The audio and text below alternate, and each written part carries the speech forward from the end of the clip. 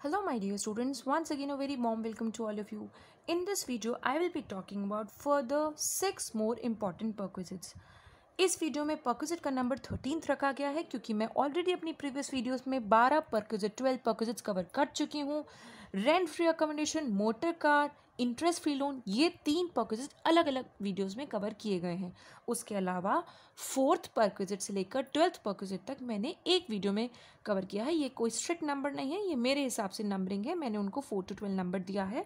आज की इस वीडियो में मैं फर्दर 6 परक्विजिट्स के बारे में बात करने वाली हूँ जो कि इंपॉर्टेंट परक्विजिट्स हैं। तो शुरू करते हैं। सबसे पहले बात आती है, अगर एक एम्प्लॉयर अपने एम्प्लॉय को कुछ सर्विसेज का प्रोविजन करके दे रहा है। किन की सर्विसेज का? एक स्वीपर उसके घर में प्रोवाइड किया है, एक माली गार्डनर, एक वॉचमैन या सिक्योरिटी गार्ड कह सकते हैं, या एक पीए। अगर एम्प्लॉय के घर में इन चारों हेल्पर्स की सुविधाएं प्रोवाइड एम्प्लॉयर ने कराई हैं तो ये एक परक्विजिट माना जाएगा और इसकी वैल्यू पर हमारे एम्प्लॉय को टैक्स देना पड़ेगा। तो हम इसकी वैल्यू कितने के बराबर रखेंगे? What is the actual cost to the employer?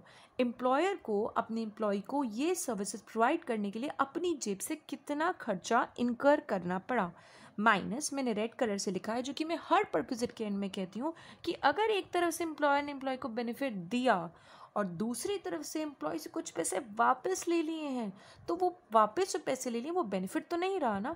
मान लो सस्ते रेट पर उसे स्वीपर गार्डनर दिया, उसे कहा कि हम आपके गार्डनर का पर मंथ का 1500 खर्च कर रहे हैं लेकिन आप हमें 200 रुपये पर मंथ दी, तो वो 200 पर मंथ हम लेस कर देंगे क्योंकि वो परक्विजिट का पार्ट रहा ही नहीं, वो बेनिफिट रिसीव रहा ही नहीं। नेट बेनिफिट जो गार्डनर के लिए रहा वो 1500 में से 200 तो वापस ले लिए ना एम्प्लॉयर ने, तो 1300 पर मंथ रहा, तो हम इसे लेस कर देंगे। और अगर इक्वेशन में नहीं है तो लेस नहीं करेंगे। देन बात आती है supply of gas, electricity, water for house hold consumption. अगर एक एम्प्लॉय के घर के कंजम्पशन के लिए उसको गैस की सुविधा या इलेक्ट्रिसिटी की सर्विस या वाटर की सुविधा प्रोवाइड करी गई, ये रिसोर्सेज उसको फ्री ऑफ कॉस्ट प्रोवाइड कर रहे हैं, तो इस परक्विजिट को वैल्यू करते हुए हमें 2 सिचुएशन चेक करनी है। क्या ये गैस, इलेक्ट्रिसिटी, वाटर क्या ये एम्प्लॉयर ने अपने ही रिसोर्सेज से दिया है? क्या इस एम्प्लॉयर का काम क्या गैस बनाना ही, लाइक अदानी गैस वाले गैस बनाते हैं और सभी के घर में पाइपलाइन देते हैं, किचन में और वॉशरूम में गीज़र के लिए गैस की पाइपलाइन सप्लाई करते हैं, तो अगर उन्होंने अपने एम्प्लॉय के लिए ये सब सप्लाई किया है तो एक कैटेगरी में फॉल करेगा। और अगर बात आ रही है PwC कॉरपोरेशन जो हमारी कंपनी है, वो अगर अपने एम्प्लॉयज़ के घर में फ्री गैस की सुविधा प्रोवाइड कर रहे हैं तो उसकी वैल्यू कैसे निकाली जाएगी? तो अगर एम्प्लॉयर का काम गैस, इलेक्ट्रिसिटी या वाटर बनाना ही है और उन्होंने अपने ही रिसोर्स से अपने एम्प्लॉय को फ़ायदा पहुंचाया है, सामान फ्री ऑफ कॉस्ट दिया है, तो परक्विजिट के ऊपर टैक्स देना पड़ेगा। और इस समय हम परक्विजिट की वैल्यू कितनी रखेंगे, कितने पर टैक्स देना पड़ेगा, कितने अमाउंट को ग्रॉस सैलरी में शामिल करेंगे कि इस गैस, इस इलेक्ट्रिसिटी या इस वाटर जो भी उस एम्प्लॉयर का बनाने का काम है उसको बनाने के लिए हमारे एम्प्लॉयर को कितनी कॉस्ट इनकर करनी पड़ी है, एम्प्लॉय ने कितनी यूनिट्स कंज्यूम करी थी और पर यूनिट से मल्टीप्लाई करके मैन्युफैक्चरिंग कॉस्ट लेनी है। हमें इसकी सेलिंग प्राइस या प्रॉफिट से कोई लेना देना नहीं है। हम बात कर रहे हैं कि उस चीज़ को बनाने के लिए, उतनी गैस को बनाने के लिए हमारे एम्प्लॉयर ने मैन्युफैक्चरिंग कॉस्ट कितनी इनकर करी। देन बात आती है, अगर एम्प्लॉयर ने अपने रिसोर्सेज से नहीं बल्कि कहीं और से किसी दूसरे थर्ड पार्टी से एम्प्लॉय को ये सर्विसेज का फ़ायदा पहुंचवाया है, तो उस केस में परक्विजिट की वैल्यू क्या होगी कि अगर हमारे एम्प्लॉयर ने इस सर्विस को प्रोवाइड करने के लिए अपनी जेब से जितना अमाउंट पे किया, किसको दिया? थर्ड पार्टी को, किसी एजेंसी को जो ये सर्विसेज देती है, गैस देती है, बिजली देती है, पानी देती है। ये जो एजेंसीज ये सर्विसेज देती हैं, चाहे वो गवर्नमेंट एजेंसीज हो लाइक DHBVN, दक्षिण हरियाणा बिजली वितरण निगम, अगर वो पानी दे रहे हैं, या म्यूनिसिपल कॉरपोरेशन ऑफ दिल्ली वाले, अगर ये दिल्ली जल बोर्ड वाले हमारे जल सप्लाई कर रहे हैं, पानी सप्लाई कर रहे हैं, तो उन एजेंसीज़ को, उन सर्विस प्रोवाइड करने वाली एजेंसीज़ को हमारे एम्प्लॉयर ने कितना अमाउंट पे किया है वो ही परक्विजिट की वैल्यू होगी। और इन दोनों ही केस में अगर एम्प्लॉय से दूसरे हाथ से कुछ पैसे वापस लिए जा रहे हैं, पूरे, थोड़े, आधे, जितने भी वापस लिए जा रहे हैं, तो आप निकाली गई परक्विजिट की वैल्यू में से ये अमाउंट माइनस कर देंगे। और अगर ये क्वेश्चन में नहीं है तो माइनस नहीं करेंगे। देन बात आती है free concessional educational facilities to any member of employees household. अगर हमारे एम्प्लॉय के घर के किसी सदस्य को फ्री, बिल्कुल मुफ्त में या कंसेशनल रेट पर एजुकेशनल सुविधाएं दी जा रही हैं, स्कूल में पढ़ने का मौका दिया जा रहा है, इंस्टीट्यूशन में पढ़ने का मौका दिया जा रहा है, तो आपकी परक्विजिट की वैल्यू कितनी होगी। इसमें अलग अलग दो सिचुएशन हो सकती है बट ट्रीटमेंट एक ही है। आपके सामने अगर ये आ जाता है कि एजुकेशन इंस्टीट्यूशन एम्प्लॉयर का खुद का है, उसका खुद का ही कॉलेज है, खुद का ही स्कूल है, या किसी थर्ड पार्टी के स्कूल में पढ़ रहे हैं, लाइक अगर PwC कंपनी के बच्चे हमारे किसी GD गोयनका में पढ़ते हैं, तो अगर GD गोयनका के साथ PwC ने टाइप किया कि हमारे एम्प्लॉयज़ के बच्चे आपके यहाँ पर पढ़ेंगे, तो वो फ्री एजुकेशन सुविधा जो एम्प्लॉय के घर के सदस्यों को मिल रही है उस एजुकेशनल इंस्टीट्यूशन में, दोनों ही केसेस में, चाहे एम्प्लॉयर का खुद का स्कूल है चाहे बाहर वालों का स्कूल है, आपका आंसर एक ही है। Cost of education in a similar institution इन और नियर द लोकेलिटी, आसपास के इलाकों में, आसपास की और उसी लोकेलिटी में या आसपास की लोकेलिटी में मिलते जुलते इंस्टीट्यूशन में उस पर्टिकुलर क्लास की, उस पर्टिकुलर पढ़ाई की कितनी कीमत है। तो अगर हम बात कर रहे हैं पर मंथ फीस की, तो पर मंथ को भी हमें 12 से मल्टीप्लाई करना पड़ेगा। अगर हम बात करें 7th क्लास में बच्चा एम्प्लॉय का पढ़ता है, तो 7th क्लास की फ़ीस आसपास के स्कूल में कितनी है वो हमारे परक्विजिट की वैल्यू होगी। और वैल्यू कुछ भी नहीं होगी, वैल्यू शैल बी निल, कुछ भी नहीं होगी अगर ये पर मंथ का खर्चा जो हमारे स्कूल की फ़ीस का खर्चा या किसी और भी तरह से एजुकेशन की पढ़ाई का खर्चा है वो 1000 रुपये पर मंथ से ज़्यादा है ही नहीं, तो आपकी परक्विजिट की वैल्यू नील होगी, क्योंकि तो सस्ती पढ़ाई है। अगर 1000 रुपये पर मंथ से ज़्यादा होता है, दैट डजंट मीन कि अगर 10,000 पर मंथ है तो आप 9000 ले लेंगे, 10,000 में से आप 1000 माइनस कर देंगे। It simply means with the cost of education exceeds 1000 per month per child, the whole amount will be taxable. अगर किसी बच्चे की स्कूल की पढ़ाई पर मंथ 12,000 है, तो मैंने आपको रूल बताया था 1000 पर मंथ से कम है तो टैक्स बिल्कुल नहीं लगेगा, परक्विजिट माना नहीं जाएगा, नील होगी वैल्यू। अगर 1000 पर मंथ से ज़्यादा है तो आपको पूरा अमाउंट 12,000 पर मंथ टैक्सेबल लेना है, कोई 1000 रुपये की डिडक्शन नहीं मिलेगी जैसे कि एजुकेशन अलाउंस में मिलती है, ऐसा कुछ भी नहीं होगा। और इस परक्विजिट में भी मैंने रेड लाइन से सेम बात लिखी है कि अगर कोई अमाउंट एम्प्लॉय से रिकवर किया गया है तो भाई वो तो बेनिफिट रहा नहीं, वो बेनिफिट परक्विजिट रहा नहीं, तो उस पर टैक्स क्यों लिया जाएगा, तो हम उसको अपनी निकाली गई वैल्यू में से डिडक्ट कर देंगे, घटा देंगे, माइनस कर देंगे, रिड्यूस कर देंगे। बात आती है नेक्स्ट परक्विजिट की, free concessional journey given to the transport employees and their family members.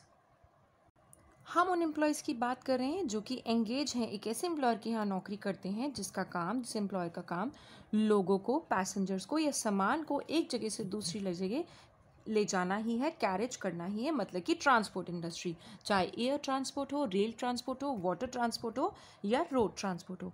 तो अगर फ्री या बिल्कुल मुफ्त या सस्ते दाम पर एम्प्लॉयज़ को या उसके घर के किसी सदस्य को जो कि ट्रांसपोर्ट इंडस्ट्री के एम्प्लॉयज़ हैं, तो उनको अगर फ्री या कंसेशन रेट पर जर्नी दी जाती है तो परक्विजिट की वैल्यू कितनी होगी।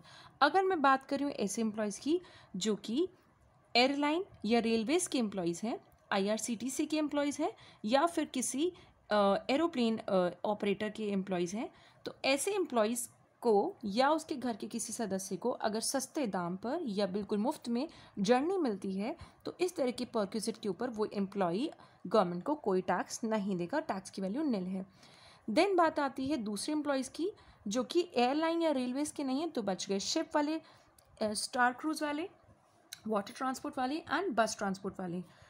तो बस ट्रांसपोर्ट की अगर हम बात कर रहे हैं तो अगर ये बिल्कुल फ्री ऑफ कॉस्ट टिकट दी जाती है एम्प्लॉय को या उसके घर के किसी सदस्य को, तो आपको परक्विजिट की वैल्यू लेनी है, उसके ऊपर टैक्स लगेगा और वैल्यू कितने के बराबर होगी कि उतनी ही जर्नी के लिए और आम जनता के लिए और पब्लिक के लिए टिकट कितने की है। अगर एक एम्प्लॉई हरियाणा रोडवेज़ का है और अगर वो कैथल से चंडीगढ़ जा रहा है तो कैथल से चंडीगढ़ के लिए आम जनता के लिए टिकट जितने की है उतनी इस एम्प्लॉय को ये अगर फ्री टिकट मिली है या इसके घर के सदस्य को फ्री टिकट मिली है तो वो आपकी परक्विजिट की वैल्यू होगी।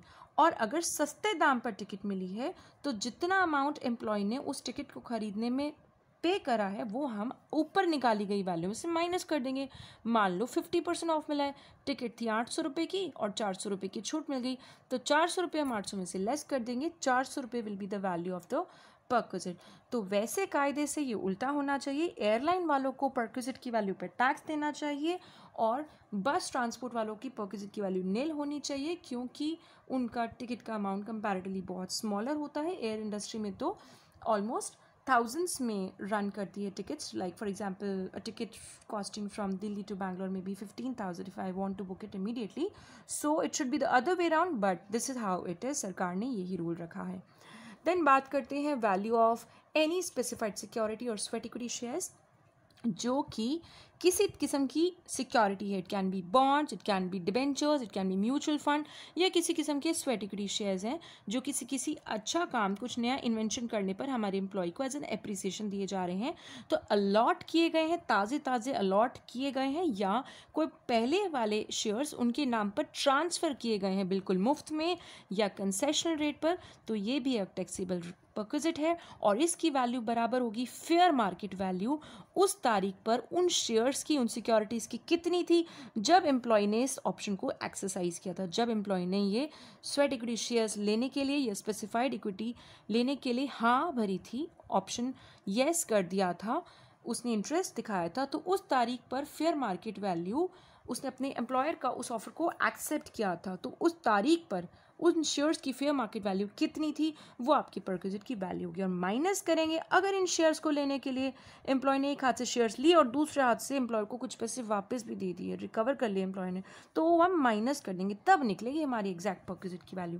Then the last one, the 18th perquisite is, this is the last perquisite for this video.